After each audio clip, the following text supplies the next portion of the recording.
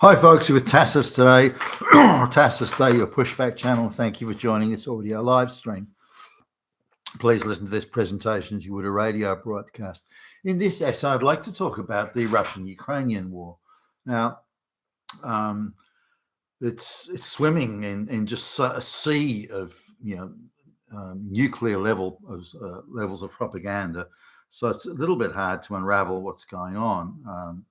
Now, the globalists very much wanted this war, and it's the globalists have pushed for it and got it and demanded it be funded and so on. But we'll have a look at the globalists' involvement in this and why they wanted a war, and why they're prepared to very casually, just in passing, sacrifice the lives of many hundreds of thousands of young men, and for what exactly?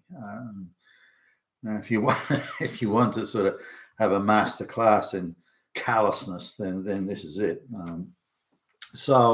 But now President Trump's sort of back in the White House and getting involved in this. The war, I think, is going to come to an end pretty quickly, and the opportunity, the chance to end it was always there, and to avoid the war starting in the first place was always there. So I guess there's a few things to go through here.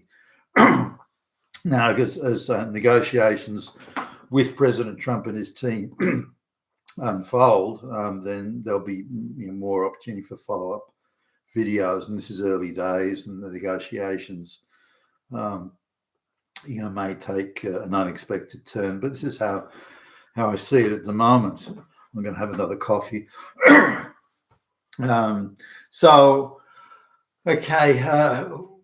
The Russia had made a very clear agreement, if you like, with the West that when sort of the Soviet Empire fell, and the West was trying to sign up the former, Soviet countries in the Soviet orbit, were trying to sign them up into NATO. The Russians were pretty clear, I think crystal clear, that you can't sign up any new NATO country where there's a direct border with Russia, and this was considered as pretty much important. And at the time, the Western military leaders and political leaders said, no, we don't want to do that. No, everything's fine. No need to worry.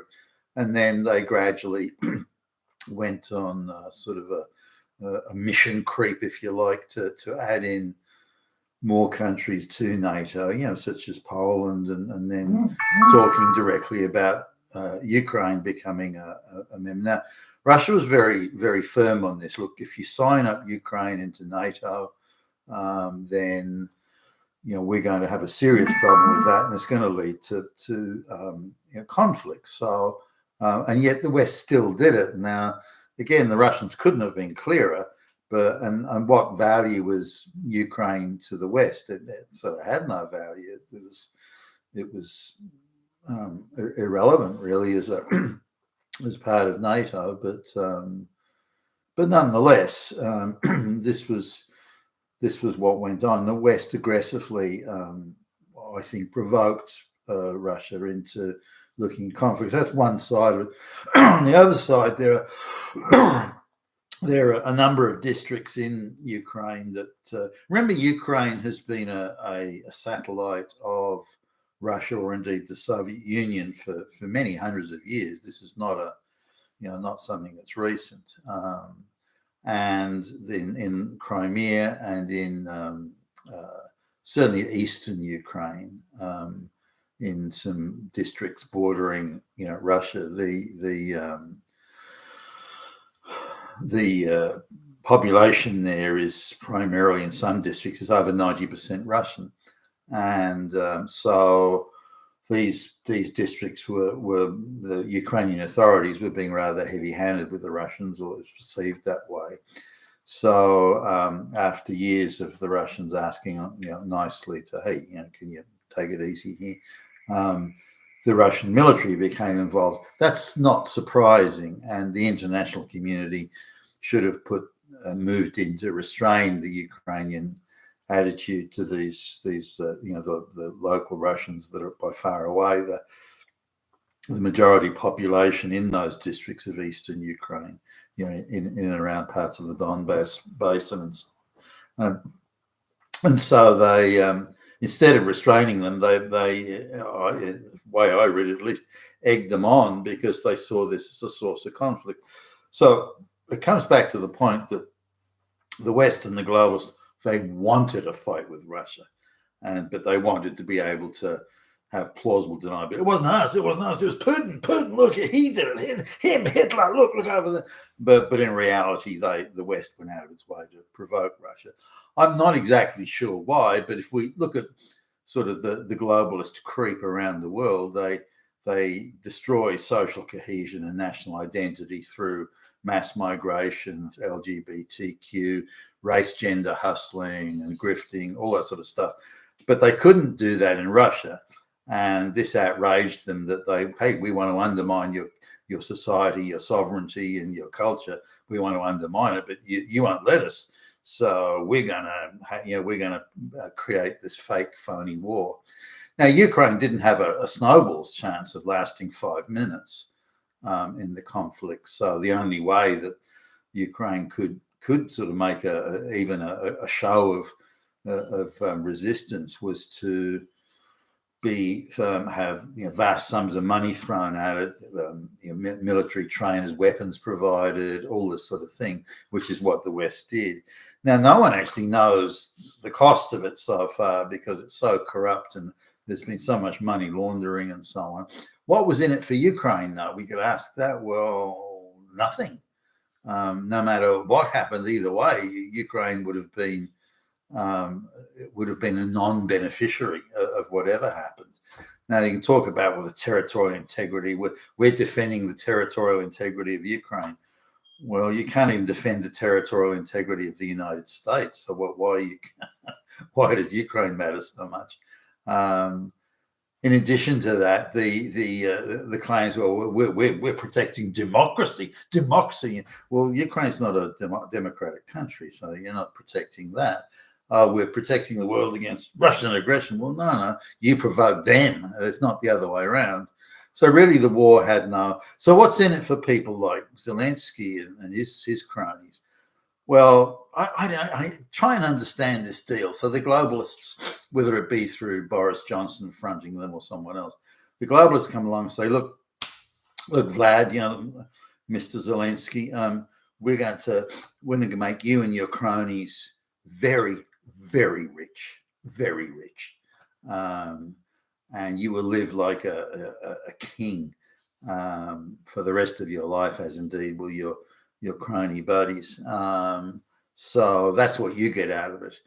Now, you'd think any Ukrainian would say, well, okay, I get rich, but how many millions of my fellow citizens and countrymen have to die? Remember, we're defending democracy. We're fighting back against the Putin, Hitler. Yeah, well, this is a crusade for goodness and over evil. No, it's not, buddy. You're just going to get very fucking rich. And so what if a million or so of your fellow citizens die? Who gives a fuck? You're going to end up rich, and that's all that matters. Now, given the amount of Americans, congressmen or whatever else that have happily sold out their fellow citizens and their country for to get rich and get money out of US aid, then it's not a stretch to think that Zelensky and his buddies are prepared to do the same thing, and there's no doubt they are. Now, this idea they're defending democracy. So he's prepared to get very rich, and again, his entourage prepared to get very rich, and millions of his fellow citizens die. But who cares? They're just the shit on your shoes anyway. I mean, wow. So now, in terms of the outcome, or given it's now got to this stage, and Russia has become fully invested in the conflict and now wants something out of it, then the districts in eastern Ukraine, the districts that are majority Russian, and clearly so, I mean, no one disputes that. I would imagine there'd be some sort of independent monitoring, and they'll have like a local election or referendum or plebiscite of some sort, and then those people there will decide where they want to go. It may be that some of the Ukrainian minority population hang around, or indeed decide to move out and go into Ukraine. I would hope they would receive some reasonable compensation for that. But those districts then may be managed by, be absorbed into Russia, or become independent republics administered by Russia, with, say, in 5 or 10 years' time, another plebiscite just to confirm what the local people have decided in the first plebiscite. There's the wider issue of Crimea, which is, again, many parts of which are majority Russian. Now, as part of the Soviet Union sort of carve up of territory, they nominally handed Crimea to Ukraine to administer as part of that arrangement, but that was never here. It's yours to have, because it contained Soviet Russian military bases, and did, by the way, in the pre-Soviet era. If we look at, say, the Crimean War, so the idea that there was a sovereign Ukraine owning a sovereign Crimea, that was never particularly the deal. So that was kind of redressed by Putin, and saying, well, we'll take over Crimea. That's a little bit of a thornier one, and you can understand how passions may sort of flare up there. But again, the globalists wanted to cut Russia off from the Black Sea, and so were annoyed that Putin sort of neutralized them there. But in the overall scheme of things, the globalists just wanted to stick it up Putin and Russia for not bending the knee to the globalist project. That's all it was. And they used Ukraine as if you like, a battering ram to do that.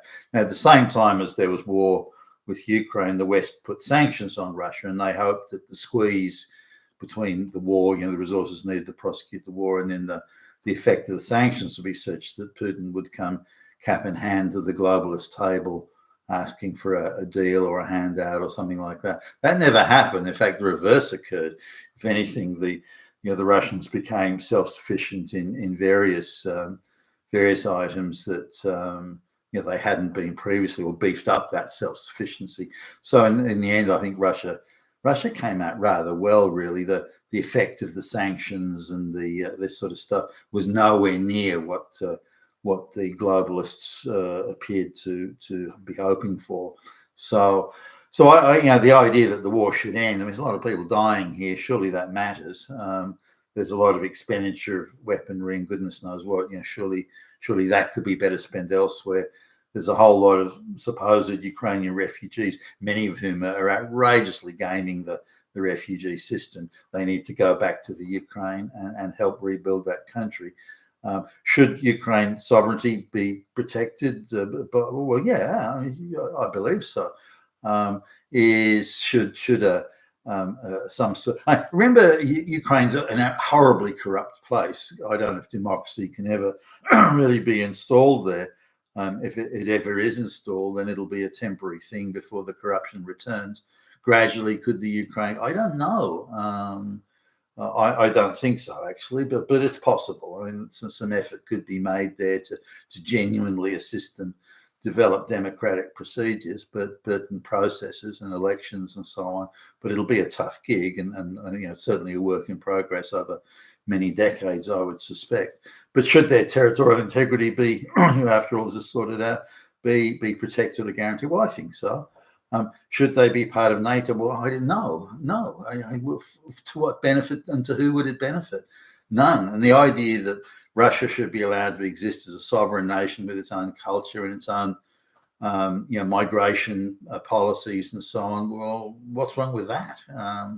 Leave them to it. The idea that if the Russian government won't accept the globalist project, that they have to be brutally punished or something, that's bullshit, and that's a globalist ideological sort of idea of imposing government from above without the consent of the people, or indeed the consent of the local administration officials. Being forced on them. You'll do it or else.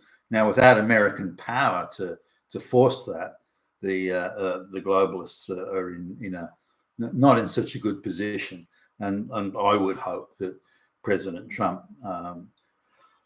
brings peace to the region. Zelensky's just a two-bit puppet. I mean, why would you bother including him in anything other than to say, look, this is the outcome. By the way, you're not going to get a penny more money out of the West. And if any of the Western countries try and shore up and continue the conflict by giving weapons, I would hope that President Trump puts severe tariffs on them for doing so. The conflict needs to come to an end. There's now political resolutions that are available, and they should be taken. And let's see how it goes from there. You've been tasked to throw your pushback channel, and thank you for listening.